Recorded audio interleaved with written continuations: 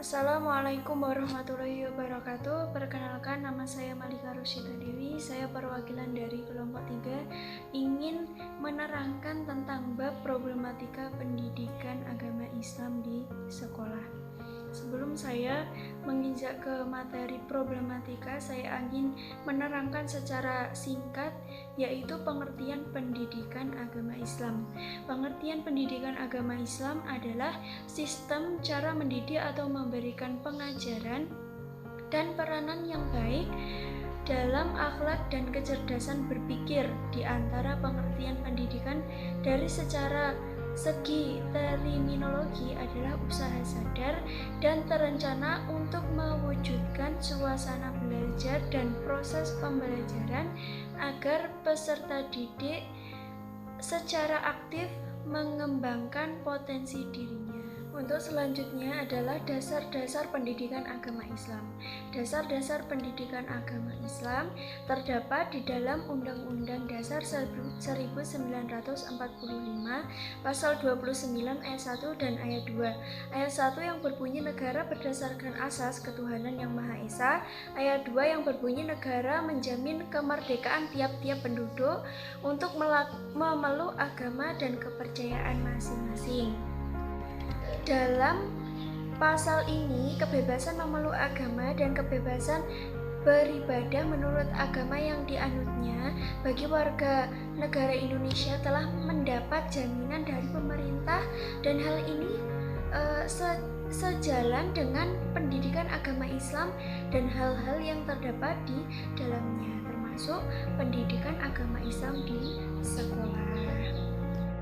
Adapun selanjutnya adalah ruang lingkup pendidikan agama Islam, yaitu apabila dilihat dari segi pembahasannya, maka ruang lingkup pendidikan agama Islam yang umum dilaksanakan di sekolah adalah yang pertama yaitu tauhid, ilmu tauhid atau keimanan. Yang kedua adalah ilmu fikih. Yang ketiga adalah Al-Quran, yang keempat adalah Al-Hadis, yang kelima adalah akhlak, yang keenam adalah tarikh Islam. Adapun problematika pendidikan agama Islam di sekolah yaitu di antara faktor yang mempengaruhi proses belajar mengajar, yaitu ada dua, yaitu adalah internal dan eksternal. Dalam pelaksanaan pendidikan agama Islam di sekolah banyak sekali muncul problematika.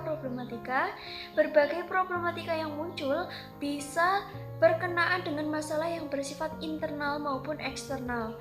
Yang berkaitan dengan internal sekolah, misalnya guru yang belum berkompeten maupun sarana dan prasarana yang tidak mendukung atau kurang memadai. Sedangkan permasalahan dari eksternal bisa datang dari kurangnya dukungan masyarakat, maksudnya orang tua, ataupun kurangnya dukungan dari pemerintah daerah setempat.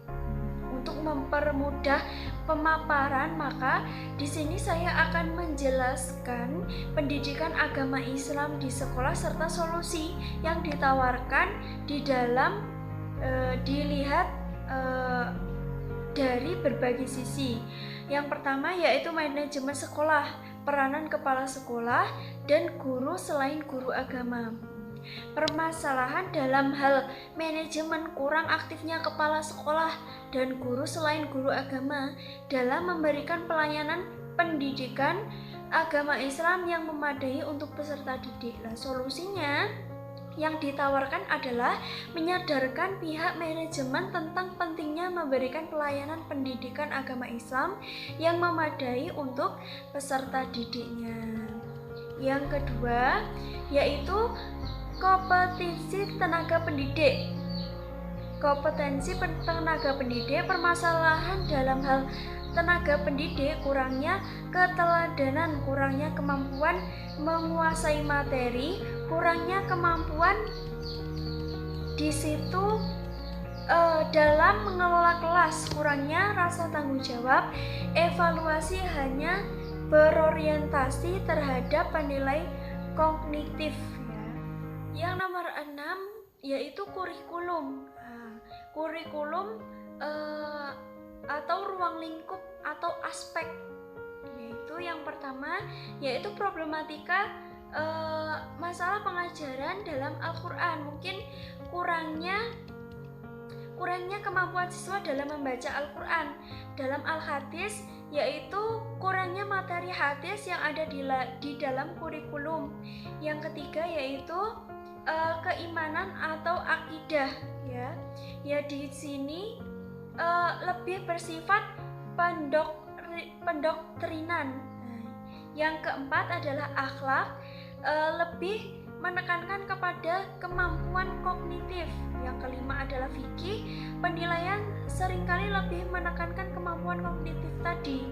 Yang nomor 6 SKI, dan SKI yang seringkali hanya bersifat narasi dan hafalan. Adapun beberapa kiat dan metode alternatif, yaitu yang pertama pendekatan parsial, yang kedua upaya ranah afektif, yang ketiga adalah iklim religius. Nah, itu semua sebagai kita dalam memperbaiki kiat dan metode alternatif. Dan adapun kesimpulannya dari di atas tersebut yang saya sampaikan adalah pendidikan agama Islam merupakan upaya sadar dan terencana dalam menyiapkan peserta didik untuk mengenal, memahami, menghayati, hingga mengimani, bertakwa dan berakhlak mulia. Adapun yang menjadi dasar dari pendidikan agama Islam adalah Al-Quran dan Al-Hadis. Yang kedua, tujuan pendidikan agama Islam yaitu membina manusia beragama, yang berarti manusia yang mampu melaksanakan ajaran-ajaran agama Islam dengan baik dan sempurna, sehingga tercermin pada sikap dan tindakan dalam seluruh kehidupannya. Yang ketiga adalah ruang lingkup, yaitu ruang lingkup pendidikan agama Islam meliputi keserasian, keselarasan, dan keseimbangan antara hubungan manusia dengan Allah Subhanahu wa Ta'ala, hubungan manusia dengan sesama manusia. Yang nomor 4 adalah dalam pelaksanaan pendidikan agama Islam di sekolah banyak sekali muncul berbagai problematika yang muncul bisa berkenaan dalam masalah yang bersifat internal maupun eksternal. Yang nomor 5 adalah di antara solusi yang ditawarkan untuk mengatasi problematika pendidikan agama Islam di sekolah adalah melalui pendekatan parsial, mengoptimalkan ranah efektif, dan menciptakan iklim religius di lingkungan pendidikan. Sekian mungkin sedikit yang saya sampaikan dalam materi kelompok 3 atau kelompok kami. Apabila saya banyak kekurangannya dalam menyampaikan makalah ini, saya minta maaf yang sebesar-besarnya. Wassalamualaikum warahmatullahi wabarakatuh.